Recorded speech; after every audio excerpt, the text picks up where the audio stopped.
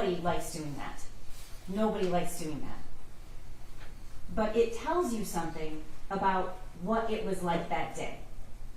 And despite what anybody will tell you, it is about the shooting. There are 4 counts of involuntary manslaughter. It's very much about the shooting.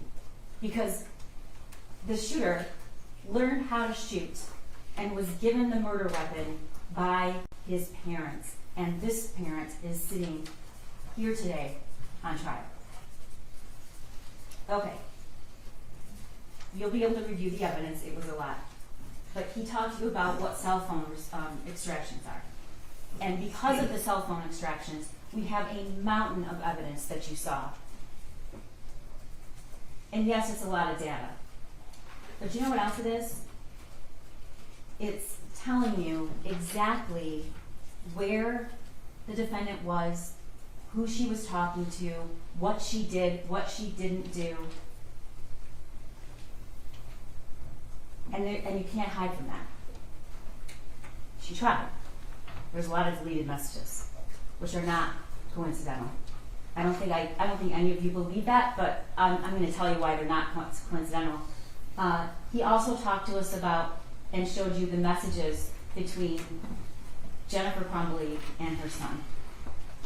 The messages between her son and his only friend. He introduced the voicemail that Jennifer Crumbley received the night before the shooting about looking up bullets. True. Pam Fine didn't tell her to call back. That's true. And she didn't call back because she didn't ask for a call back. We all know what she did do with that information. What she did do with that information is she texted her son, searching bullets. And we all know the phrases that we'll never forget. Did you show him your gun? This is the day before the shooting. Did you show him your gun? And the shooter responds, no, my God. LOL, I'm not mad. You just have to learn not to get caught.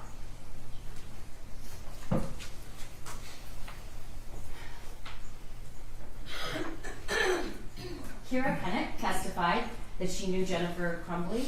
She testified about the amount of time that Jennifer Crumbley and James Crumbley spent at the barn. She testified about all the money they spent at the barn. Why is this important, ladies and gentlemen? It's not to show you that somebody's a bad person for liking horses or spending a lot of money on horses. It isn't. And it's not to say that somebody should spend every waking hour that they're not at work at home with their teenager. That's not the purpose of this evidence. The purpose of this evidence is to show you what Jennifer Crumbley cared about the most and what she was doing and where she was when her son learned to be a killer. Kira will tell you that she referred to her son as an oopsie baby and said he was weird. She rarely saw him. And that even after the one friend was taken away abruptly with no notice, they still went to the barn, even at night, and left him by himself. Which is absolutely normal to leave teenagers at home by themselves. Unless that teenager is showing signs of mental crisis and that teenager has lost the only person in the world that he has. And then she told us that when she got the worksheet texted to her that day by Jennifer Crumbley, she was very concerned. She was alarmed. And in fact, she said, bring him to the barn. And you also saw from the text messages that Jennifer Crumbley said, he can't be alone. We know now that decision, that statement, she knew he couldn't be alone.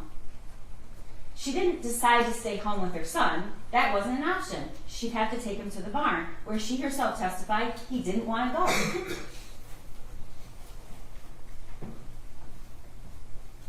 You heard from 2 people who were at that meeting that day, Sean Hopkins and Nick Ejab.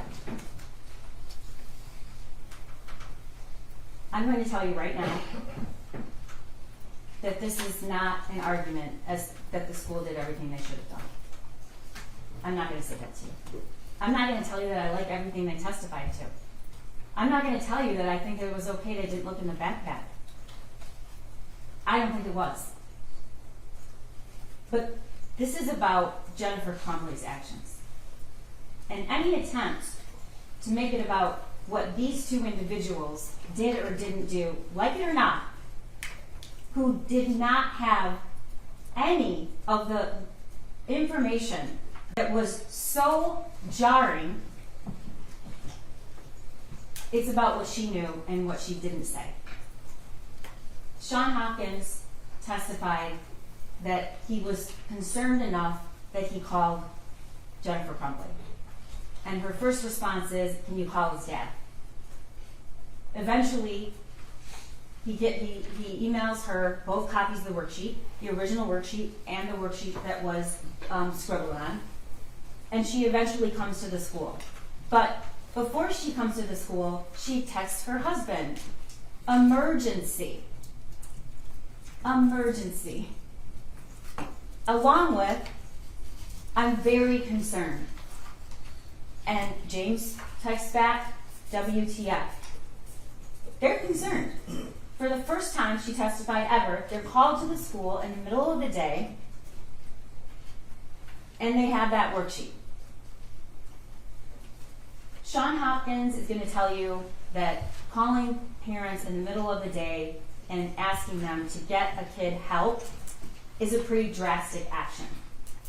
And that he did in fact do that, and he gave them the list of places to call. He testified that when they entered the room, Jennifer Crumbley didn't greet her son. Jennifer Crumbley didn't hug her son.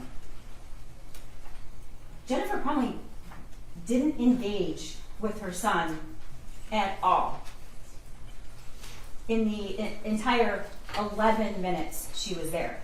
And we know she wasn't going to be in that school very long because she'd already told her boss she'll be back by 12 or 12:30.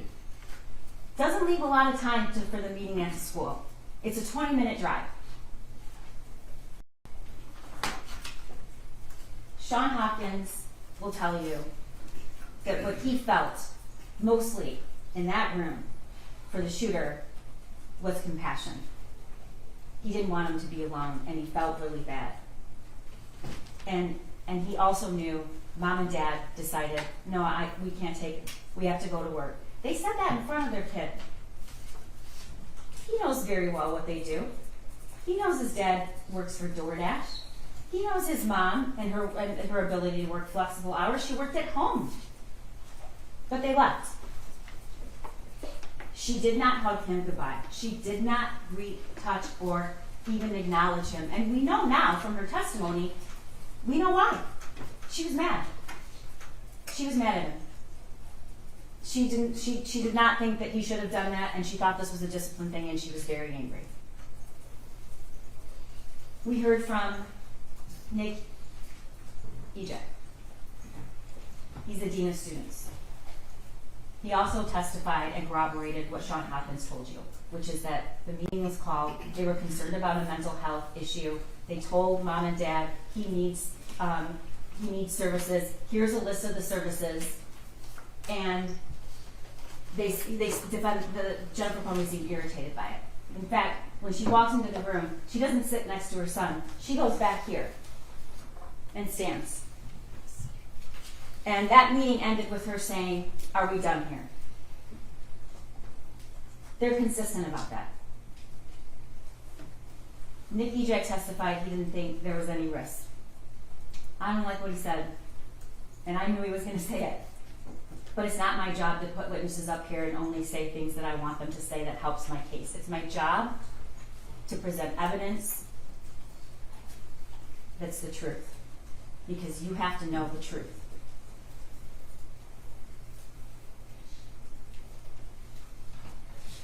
Sergeant Joseph Bryan is the first law enforcement that had contact with Jennifer Crumbley and her husband right after the shooting. And you saw the interview in the substation. And you saw the demeanor. of the defendant. I want you to remember something. It wasn't even an hour. It was around an hour after the shooting took place. She's on her cell phone. She's looking to see if it's on the news, she said. We also know that there were deleted messages. We don't know when she deleted them, but we know there were messages deleted after the time of the shooting, from the time that the phones were seized later that night. He asked about the gun, and you heard what she said, what they both said. It was hidden. It was hidden. She read the text message. Oh, he said he loved me. And she reads the text message. And then she said, I texted him, I love you back. It was 49 minutes later that she texted, I love you back. And it was after she already knew that he was the shooter. She doesn't say what the text after that is. She leaves that out. The text after that is, Ethan, don't do it. She doesn't say, well, we were at the school, but he was also caught searching bullets that night, the night before. She doesn't say that, and I told him, don't worry about it, just don't get caught. She doesn't say that they had just purchased the weapon and it's not secure. What do they say? The very first time they are asked about what Jennifer Crumbley's asked, where was this gun? The very first time, what did she say? It was hidden. She does not say there was any locking mechanism at all, and neither does James. It was hidden. You're at the police station. Your son's in the next room. You know the murder weapon was the weapon you just purchased for him, and when you're asked where it was, you say it was hidden.